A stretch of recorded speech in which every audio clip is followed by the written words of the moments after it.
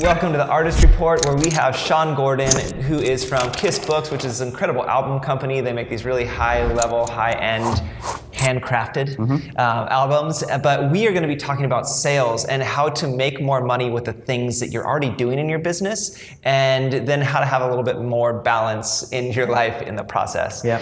And well, thanks tons for being here. And after getting into that, can just give a little intro on to sort of how you got to where you are, to give people that don't know you a little bit of an idea? Sure. Yeah, I was a photographer for about 15 years, shot around 500 weddings, mostly based out of Orange County, ended up traveling a ton for that, and just saw this gap in the industry and co-founded Kiss Books because of this space that was like, I loved shooting over 60 weddings a year for a few years, which is kind of crazy, but the amount of albums that I was selling, it just became such a bottleneck in my business. And it was basically at a point where it was like, it has to be easier than this at some point. And so having chosen the album makers that were in the industry at the time, we kind of made our version of Kiss, and then decided this is something I think that we can do on our own, and created a system, created a very simple way to get to the product, and we launched Kiss about 11 years ago now. So, rad. And with that though, so how did you transition from photography to then launching a thing to then becoming a thing where now you are just doing that? Yeah, I love creative entrepreneurs, and having been one for a long time, I was raised by an entrepreneur that knew the business side of things. So that was one thing that I loved and learned from my dad, and understood what it meant to hustle. Shooting that amount of weddings and things like that made sense during that season, but also knowing that I loved creative entrepreneurs as a whole, and how could we create a space where we could all thrive together. I saw a lot of friends kind of come in the industry and go out of the industry because of the business side. It wasn't the lack of the creativity and the photography that needed to happen. And some of them amazing photographers chose to go on and do other things in other industries, because it's hard to run your own business, especially as a creative, And so the transition for me was, it overlapped quite a bit. I shot till just a few years ago, and basically just shot less and less weddings as I was building Kiss. I was still so in love with photography and shooting, especially weddings, that I didn't want to give it up. But it just came to a point where I needed to get focused and continue to serve the creative entrepreneur, and also ultimately multiply that side of things. And so it was a transition of handing off photography so that I could get focused on Kiss. Yeah, because that's always that. I think a lot of people envision what it might be like to start a company, and even to become a photographer. It's the whole, I always sort of educate people, it's don't quit your day job, because then it puts you in this place of being desperate, and you have to make it, work, and which then is really daunting for someone who's coming from an artistic side to then have to make their living, and so I just think that's a good thing, for people to recognize. Sometimes when you are starting a thing, unless you're raising a ton of funds, which also puts its own, you got to give up ownership, got to do that. But the element of being able to create something that it takes a while to get it to be maybe where you might want it to be that first year that you launch. Yeah, and I've bootstrapped my companies, and there's that sense of urgency of having to pay bills. Even when I started my photography company, I was driving, a truck for my dad and running his business, and I swing a hammer to make sure that happened. I was able to subsidize my income with some working for construction and things like that. So it depends on your personality and what you want to go out and do. But it was I was starting a family as well. As soon as I started my photography business, I had already had my first kid, and so it was just I'm wanting to provide. I have bills to pay. I would love to book this wedding, and a lot of times I think the clients can read that when I'm in a consultation. They see my work and things like that, but the confidence is one thing I think you're talking about a little bit,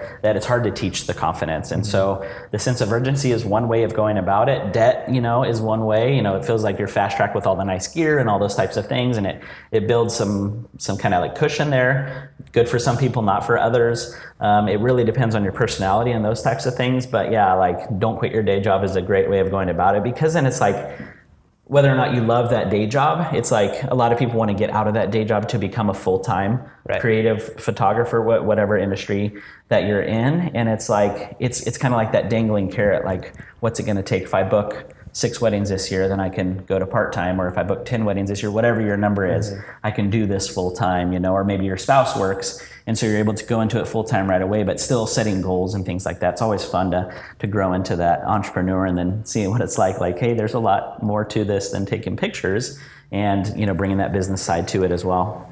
Totally. So let's get into that business side of, one of the things that you talk about a bit is, where you calling it like the get simple, or that's how we started it. Yeah. We toured the country doing what we called Get Simples, and it was like 3 or 4 of us would speak on kind of like the business side of things. And it was interesting because when we did the Get Simples, when we brought an attorney in or somebody that was going to help us with the business side, it was like we were giving these seats away and we couldn't fill them up. As soon as we did a photo shoot, there was 100 people signed up, And I get it. That's the creative side that we want to go out and do. So it was our job to make it creative and understand the business side of things, because it's like, if you're taking great photos, of course, like, continue to evolve that craft. That's what we love to do, but even in the E-Myth, he talks about this, like, what we love to do is what we want to get to, but there's all these other parts of running a business. And so when we were talking about those things, wasn't as popular. When we continued to do this thing that we fell in love with, why we started a business, we would sell out those Get Simples. Now we call it Pursue Simple. We shifted to Pursue Simple because it's a lifestyle ultimately. To pursue simple is to create margin in your life so that you can focus on what matters most to you.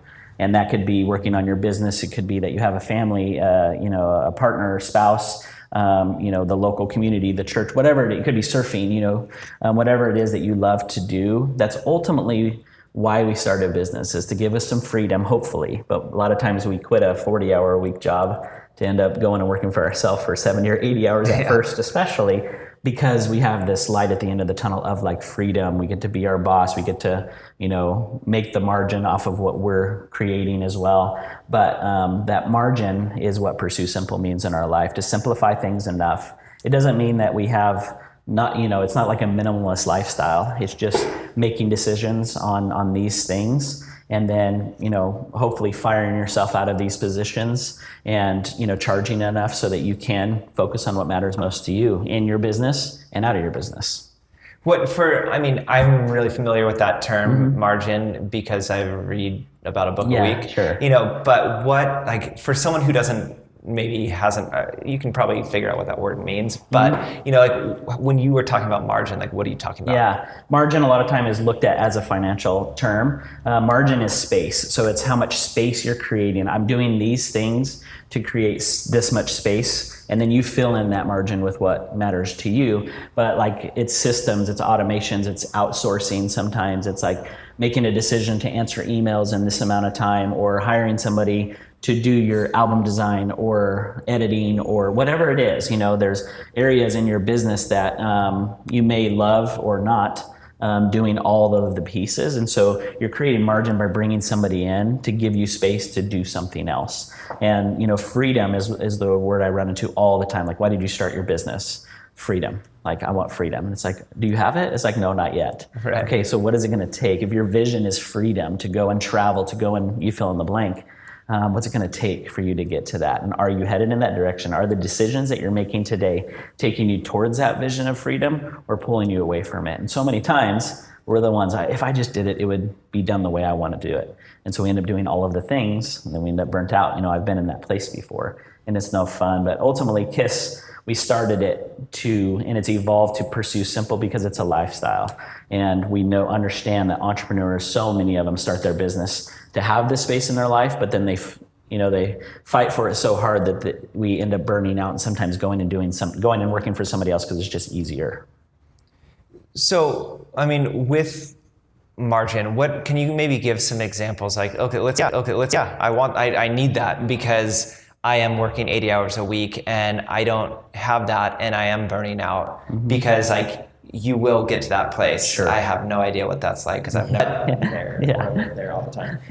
But for someone who doesn't have much margin and they're just like working, whether that's out of like desperation, whether that's out of like fear, whether that's out of those areas, like how maybe describe like things either you've seen other like photographers do or other people in business or even yourself do that can create that margin. Because I think margin is a great idea, and if you like that idea and you just hope that it happens, it's not going to happen.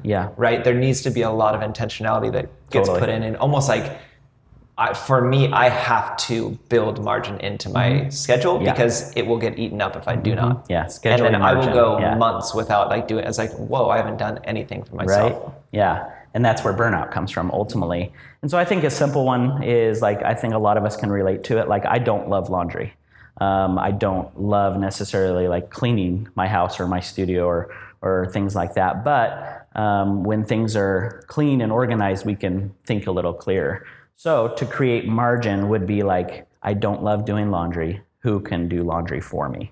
And so or clean my house. You fill in the blank. Because so many times we work, let's say 70 hours on our business, and we feel like we're spinning our wheels, and then we go home and we have home to take care of. And so we end up, setting a target. What's it going to take for me to hire somebody to help me with this thing that I may or may not love to do so that I can focus on this? So does that mean selling another wedding? So I'm just adding more over here sometimes. But what we've seen work really well and why we're kind of sitting in the place that we are with KISS is because currently there's a lot of people photographing weddings and making sure the clients get their proofs, their photos somehow. But where we've seen the most success is in albums. I own an album company. I understand I can come across that way, but I'm studying our top clients and how they're creating more margin is by selling an album in that package. And so that's what we're studying, educating. It worked really well in my business, which is why, I ended up heading in that direction. I love product. And my goal always, I couldn't put words around this back then, but I was a photographer that created an experience. And so many times that's where the experience stops. And so that's why they hire us. Nobody could be you quite like you. Nobody could be me quite like me. So they were either referred or whatever it was to get that experience. But I wasn't taking them to the finish line unless I told their story in printed form. And that's where our belief is. So if you're a photographer that creates this experience that tells their story in a book, then that is what your clients will expect. You show them that often. The people that are, top KISS clients, that's what they're doing over and over again, is like talking first and foremost about that experience. Of course, like, do we want to work together? I'm going to be at your wedding day, really close to you all day, asking you to pose and doing these things and creating these moments that you get to hopefully, just cherish for a lifetime. And that doesn't stop there. That story is not told until we put it in that printed form. And that's where that beautiful handcrafted book comes in. And so over and over again, that's just what I'm running into. We've tiered out our clients, and those bottom two tiers, some of them shoot 15 weddings and they're still in that tier because I'm not a salesman. I'm a photographer, and I get that so much, but it doesn't mean that your client doesn't want that printed kind of like heirloom piece to cherish and share with their friends and those types of things, and hopefully their kids someday and things like that. But sometimes we get in the way of that. We don't take them to the finish line. And ultimately, we're leaving money on the table by not doing that. If I was shooting 60 weddings a year, I was selling probably 50 or 60 books. I was shooting for other studios at times, so they were doing a lot of that work, but I know it was the majority of it was ending up in a book. All my clients had an album credit. I shot, all of the weddings that I shot for myself, I shot their engagements because I was investing in that relationship. And once that trusted relationship is there, they are willing to go where you take them. And so, there's a lot of like sales tactics, like they'll buy what you show them and things like that. But you put a album of somebody's wedding in front of them, even with somebody else's photos, they can picture them in it. But as soon as you show them that with their work in it, it's like, that is why I do what I do. I had these parties after my weddings where I'd invite the couple, their parents, and the bridal party to my studio. And it was called the Unveiled Party. We had got the album all dialed in. I knew it was going to come in from the album company. And they would get there. I'd have like photos up on a screen with music, appetizers, drinks, things like that. But at some moment in the night, they would sit down on the couch and I would put the album in front of them. And it was like instantly, I get chills now because the emotion shifted in the room. They're like, we get to re-experience this wedding that we had. I flipped weddings, books and things like that pretty quick. So it was like 2 or 3 months ago. And so they'd sit there, everyone kind of cuddle around them.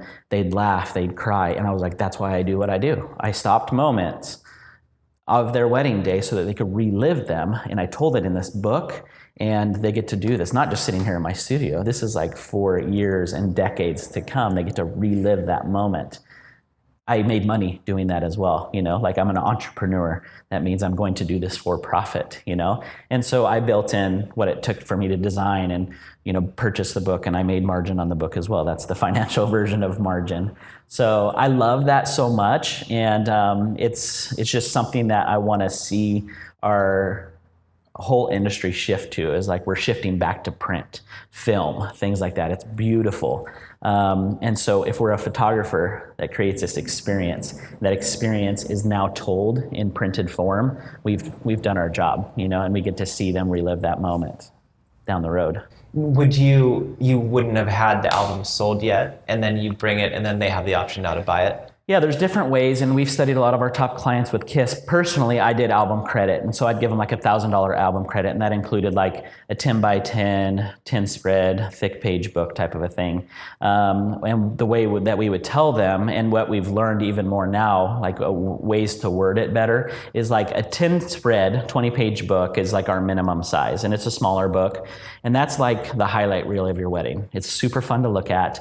We'll get it down, but you're looking at 20 or 30 images. What I want to show you after your wedding is the full story. Of course, we can, I know everyone's on a budget, things like that. Sometimes we would build it out before, sometimes we would build it after the fact. But I showed them 30 or 40 spreads, like massive books. And that's the first thing I showed them before I edited images when I was digital, or before I showed them all of their proofs when I was film. I would build out and design that book, and I would show them that first. And this is like, when I was digital, I could show them that when they were like on their honeymoon. So they're sitting on the beach in Hawaii, they get an email from me, hey, I've designed your book. And it's a couple days after they got there. It's the first thing I did. I called for the album, and then I sent them that design. They live with that as their wedding for a couple weeks. And I said, this will buy me a little bit of time to edit the rest of your images. Next, just enjoy this. You can hit the play button. It'll play a slideshow. You can flip through each one. Don't worry about any changes. We will get all those done. And the next email will be a link to the rest of your images. And then when they got the rest of their images, I would just set that expectation again of like, you get 3 rounds of changes. This is what changes look like. This unlocks the calculator as well. It shows you how much this book would be. Let's say you buy it just the way it is, it's $4,000. I know that's a lot of money. Remember, you have a $1,000 album credit. And if you order this in the next 30 days and we can get these changes done, I'm going to give you a little bit of a break. So now it's $3,000. I'm going to give you like 25% off. That's another. So we're looking at like a $2,200 book at that point. And you can pay me half when we order it and half when you get it. So it's become this $4,000 book down to like 2 payments of $1,250. And I know it sounds kind of infomercial, but it worked really well. Yeah. And there's times where the parents are paying for it, so they just wrote a check and they put it in they're like, we know most of your clients get bigger books because they're a referral. Can we just build that out a little bit now? I'm like, if you have it in your budget, let's do it now. But even a client that walks in the door so many times, what are they there to hire you for? It's like the experience, right? And they want to be able to afford you at the wedding. Sometimes they come in and their budget's a little lower than maybe where I start at. And so they're like, can we just cut the book? I was always like, no, like you have to have this in here, because you have to understand the photography is just an avenue to get to this book. But this book is why I photograph. And I want you to relive these moments down the road. So I don't really want to take the book out. So let's leave that credit in there. If, maybe we can't work together or something like that. But this is my heart, is like that we need to print this book. And again, once that trust is there, it's not just a transaction. They're not hiring us without a relationship, most likely anyway, because we're a vendor that's so close to them. They want that experience, and then they start to trust us more and more, like as I shot their engagements and things like that. And I likely had photographed one of their friends' weddings in the past. Once that relationship is there, they're willing to kind of like go there with you and even invest more into that, understanding that piece that they get to look at for years to come is like why I do what I do. So love that. Yeah.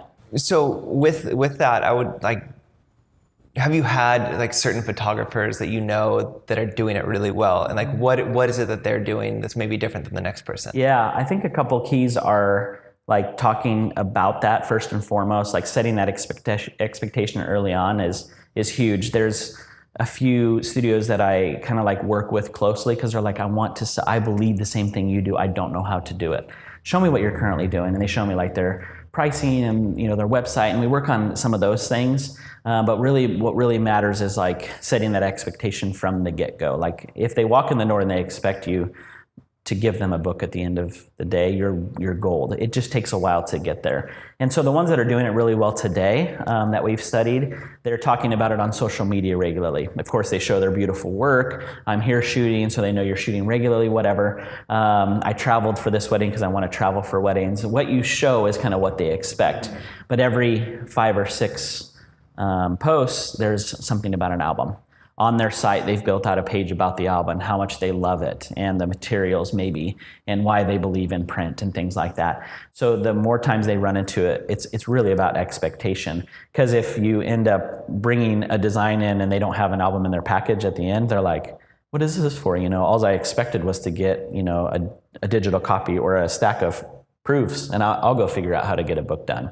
And we've studied that side of things as well. And they say 80% of books that get started in design in the consumer world do not get finished. 80%.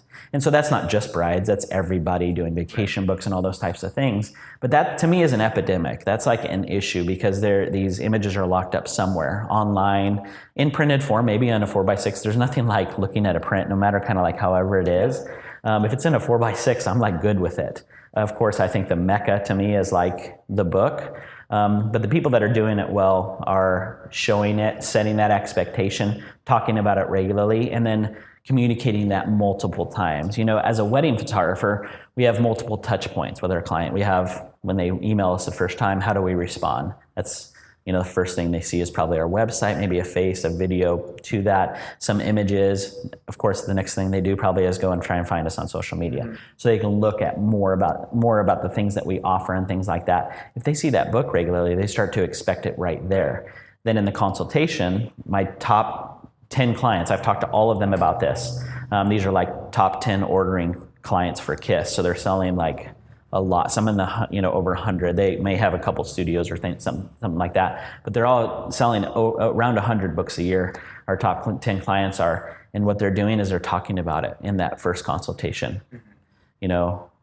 I'm the photographer that creates this experience, and I'm going to deliver it in this book. So once I've sold you on the experience and I think the things are going well, that's when the book comes out. Like, this is what would be in your package. I show them a 10 spread, 20-page book. This is the highlight reel. Across the way, I would have a bigger full-length book. They rarely wanted to even look through that because that has family photos in it. The middle section of the book is kind of like what I got in trouble for saying this once, but like the proof of life photos. Formals are pretty simple for the most part. But I had this grandma in the room, and she's like, "What do you mean proof of life?" And I'm like, "Oh, that was not meant to be offensive." It's like, you're going to be in that photo. It was just like a lot of times, that's something that they would want to cut if they want to get down to, because they want to tell the story.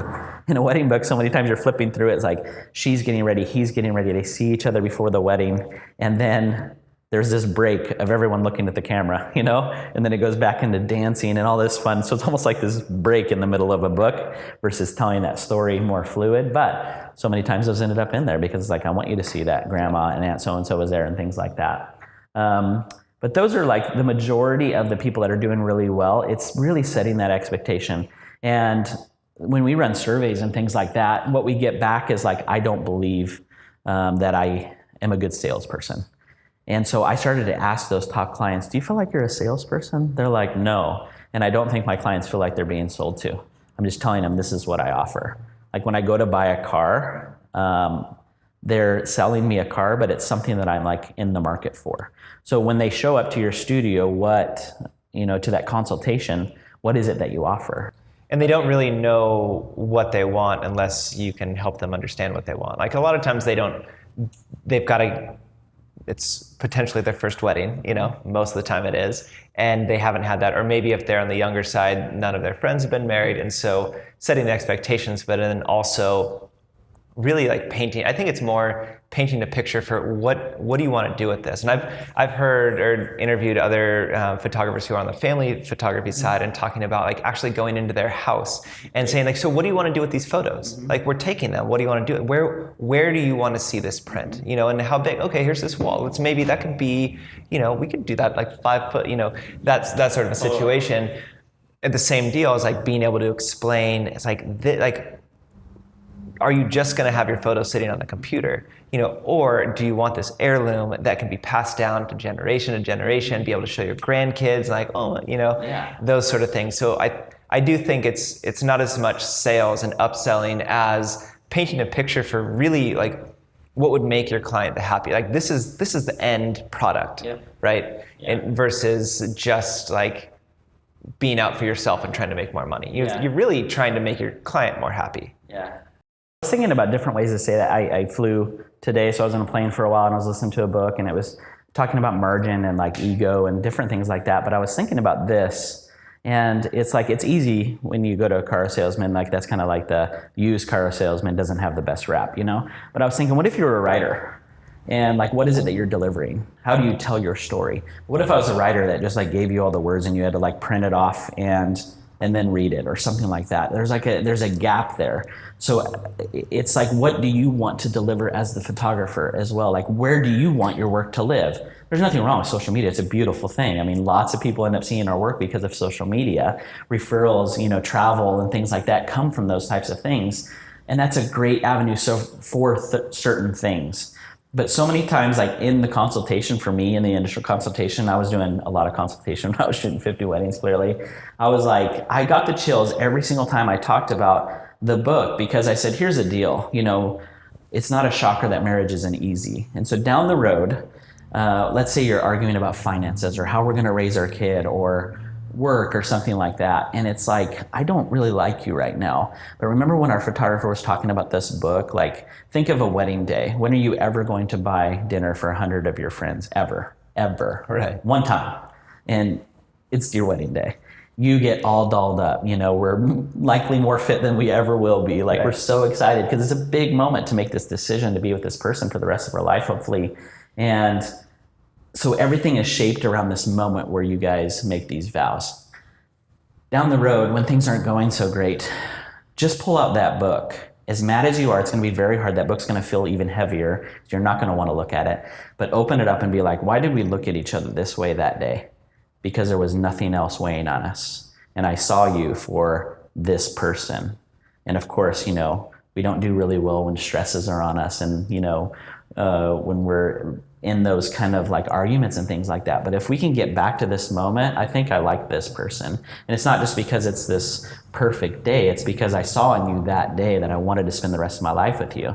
And so even me as a photographer, I've done my job if you open that book down the road and look through it, because it's like such a fun day. Your friends and family are there to celebrate this moment. And it's like, it's a lot less likely that you're gonna go and try and find these photos on a computer and hopefully be able to even find them in your piles and piles of photos, you know. And like I said, social media is a beautiful thing to share some of our work, but when it's printed, it literally, like to me, I was like, I wonder if I ever like saved a marriage by saying that, because I said it to probably hundreds of clients. And like what we do is a beautiful thing. Where do I want it to live, you know? And I would love to see it printed. When I walk into, I haven't shot for 3 years now, and I walk into past clients that are now friends or friends that hire me to photograph their family. And I have friends' pictures that I took, and it was the one time they hired a professional photographer, and their kids are like 14 years old. And in that photo, they're 6. But I still love seeing it on their wall. And I get the chills again, because it's just like, that's why I do what I do with the camera. I want to see it like this and relive that moment with them, with my clients. And for them, you know, it's even a bigger deal. So I think that expectation is a huge deal. You know, ultimately investing in the relationship, so it's not just a transactional thing, so that referrals come from it, is another huge thing. That's more on the grand scheme of business, is like how we get referrals and things. But ultimately, that book is a walking commercial for us as well. So another trick that I did, a lot of my clients end up doing this as well, is I like I said, I'm not like consulting, I'm just helping. That's what I love doing, is just sharing people what worked for me, sharing with people what worked for me. So after that party, I would send them a thank you note, just handwritten thank you note. Hey, I loved this about your wedding. Thanks so much for allowing me to be a part of it. And I would send them what now is called a little kiss, like a small version of their book. I wanted you guys to have this, like throw it in your purse so you just always have it on you. And it truly was a gift. Ultimately, they paid for it, because I built it out in the pricing and things like that. But they were now like at Christmas, they may or may not take their 12 by 12 massive book to Christmas, but they're going to have that book in their purse, that little kiss, when they're getting their hair done or wherever they're at. They always have that on them. It's a walking commercial. And so it's just, that was me investing in the relationship again. But now they're 20 whatever, 30 whatever. A lot of their friends could be, that's why I did the party with the bridal party there, because they likely know somebody that's going to be engaged. That's just referral based things. But now they're just like walking around and, hey, didn't you get married a few months ago? Yeah, it was amazing. I'm loving this and things like that. I have my whole wedding right here. It's just one of those things. And so again, it's like setting that expectation, showing your work regularly in a printed product that's like what they expect from you. Love that. So with just, going back to like the whole element of being a small business owner and like creating the margin, can you maybe just think of like 2 or 3 like systems that can get put in place, and then we'll sort of wrap it up from there. But like from either like things that you've had to learn and do in your own life, or like other people that you've been around that have done a good job of that, or like what if someone is trying to get that more in their life, how do they do that? Really, it's like write out what it takes, what you think it takes to run your business, and then just kind of like put them in order of what you love to the things that you may not really like to do. And then just start to like, okay, my vision was what for my business? Why do I do this? When somebody comes into your studio, when somebody comes in and buys what you do, they're not buying what you do, they buy why you do it. And so we have to understand and even tell ourselves, get back to why we do it so many times.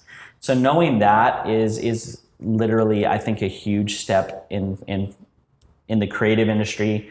Why we do it is very easy to see, like I'm, stopping time and like creating these images for my clients to see, but there's more to why you do it, whether it's family or friends. But this margin that you're referring to is really like, look at it on a business platform, write them all out, figure out what is it going to take for me to replace myself out of the financial side of the business, meaning like somebody that is doing my taxes, something as simple as that. There's automations for that nowadays, but there's people that do that. And that's like the first thing I want to get rid of in my business most of the time is like, I don't mind spreadsheets. I'm not going to be the one that creates them. Right. And so finding people that can do that or systems that can do that. Like a lot of our industry as well has evolved a lot. Digital brought a lot of things, but even just like tools and things like that, a lot of the companies that I sit in a room with regularly, they're creating systems to help the creative get back to the camera in their business, but whatever matters most to them. And so there's just a lot of things that can do the heavy lifting for us. And then there's outsourcing. So those are the 3 main things. And you can do this in your personal life or in your business or in your business ultimately, from like cleaning your house to create margin so that you can work on your business more, to like, I don't love editing, so I need to find somebody to edit for me. So you bring somebody in, they edit for you. You hire a company to edit for you. For KISS, a lot of people are like, I'm not a good designer. So we ended up building a designer that's online, and you can hire us to do your design. For $50 is where we start. We'll design a pretty simple book for you. For $100, we'll work directly with your client. There's like so many systems out there. So what is it that you love to do? Like when you go to work, what are the things that you love to do? And then fight for those. Because if you get to do those all the time, you're not going to be able to stop talking about what you do for a living, and that's pretty rare still. As creative entrepreneurs, we tend to start a business because we love something, but then we can get away from it pretty easily. So what are the things that are taking us away from that? And those are the ones that you want to find a system for, and there's a lot of them out there, So figure out those things, and I can talk about those all day, Yeah. I think an important thing also to have in there is I know my tendency is I would lean towards like workaholic, where especially when you own your own business, and it's like it's exciting to grow a business and it's exciting to be like have a lot of stuff going on, but creating margin by shutting off or like turning off, you know, and actually forcing yourself to get exercise and forcing yourself to like schedule dates with your spouse, with your girlfriend, your boyfriend, you know, like that sort of stuff, dates with your kids. Because it's my tendency is to never stop working. And so I've had to learn that like it's going to be okay tomorrow, you know, and this can wait till tomorrow. And because there is going to constantly be more and more to be doing, but making sure this can be used in so many different ways, but it's almost like the airline analogy of, you know, it's like in case of emergency, masks are going to come down from the roof. Make sure you put your own mask on first so you don't die and you can't put the mask on the person next to you to help out. That's but true. The same deal is like for your employees, for your clients, for your spouse, your kids, if you have a completely empty cup, metaphorically speaking, and you're going to be doing this disservice to everybody around you and everything that you're involved with if you are not taking care of yourself a little bit. You know, and for a lot of my upbringing, for some reason, I leaned on feeling that was selfish, you know, and so I don't think I also I'm a like 2 or 3 on the Enneagram, you know, so I'm like that helper. And so always like putting others before myself, which is like that good Christian thing to do.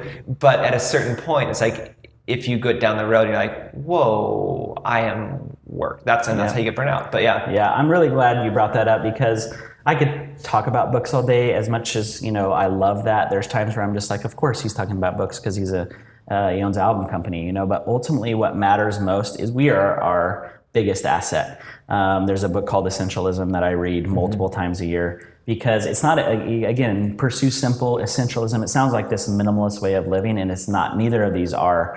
It's like an intentional way. It is. So what is it that matters to you? And if you aren't the best version of you, what are you representing going out? But there's times where I was, again, you know, working tons of hours for myself. And when I was shooting 60 plus weddings a year, if any of my past clients, you know, I took care of all of you the same. I really didn't, you know, in those years. And it's when I got back to that point where I was like, oh, I'm looking forward to this weekend. And I can't wait to create again, you know, because I was recharged again. But when I was shooting 2 or 3 a weekend, it was getting tough.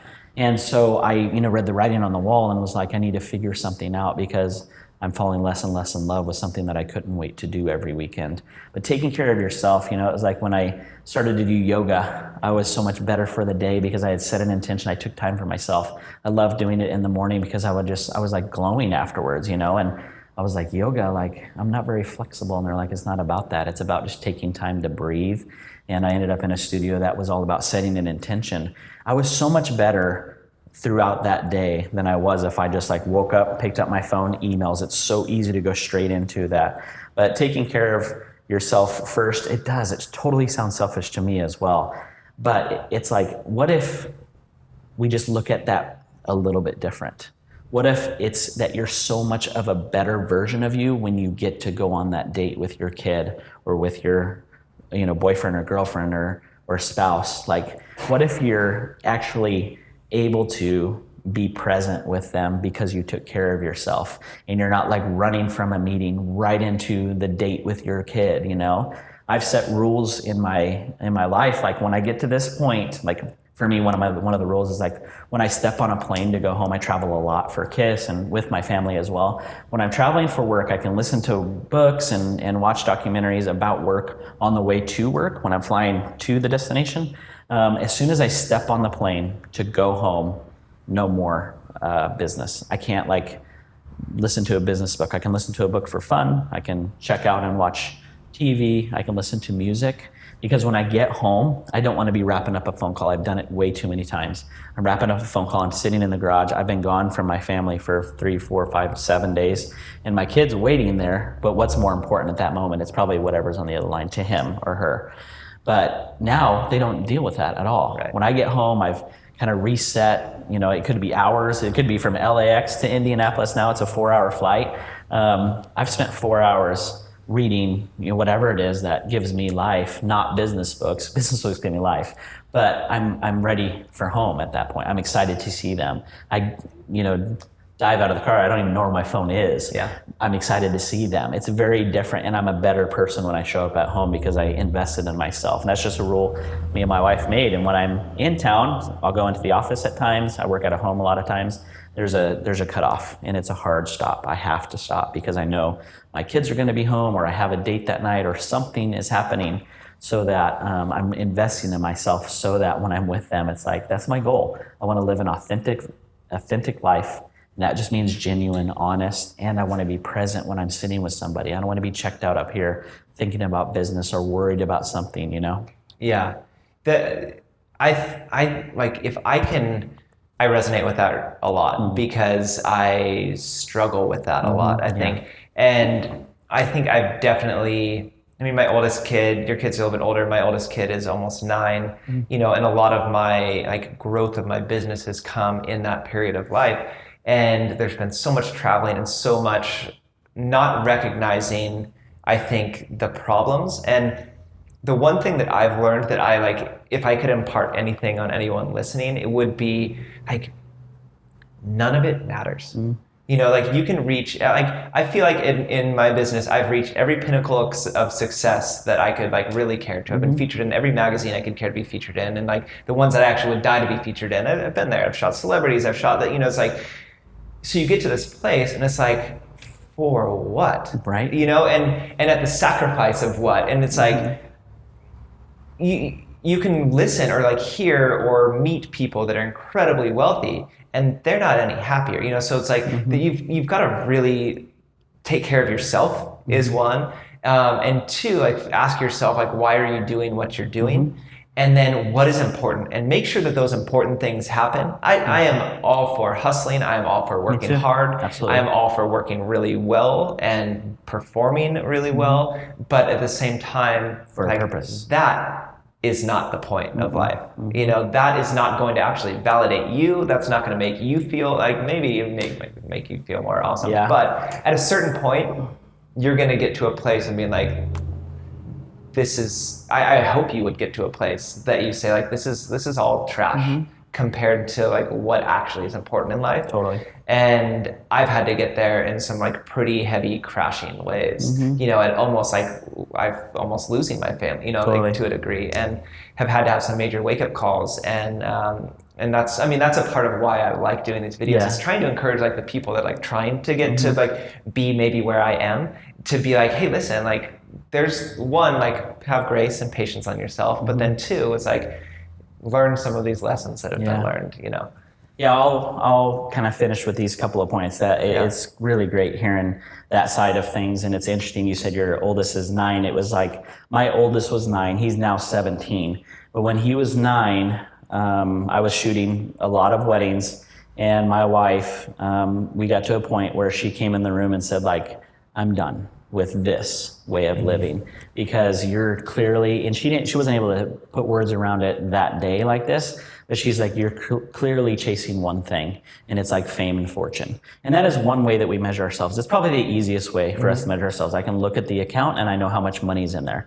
There's nothing wrong with that, but we can't only look there. We have to understand why we're doing it and how we're serving others. Those two are so much harder to measure ourselves, because it's not like we can put a measuring stick up to it and know how well we're doing. A lot of times we have to ask for feedback, or just know that what we're causing is what's coming out the other side. But money is like one of those things. It's like, it sounds amazing and all those things, and it is. There's some great things that it does.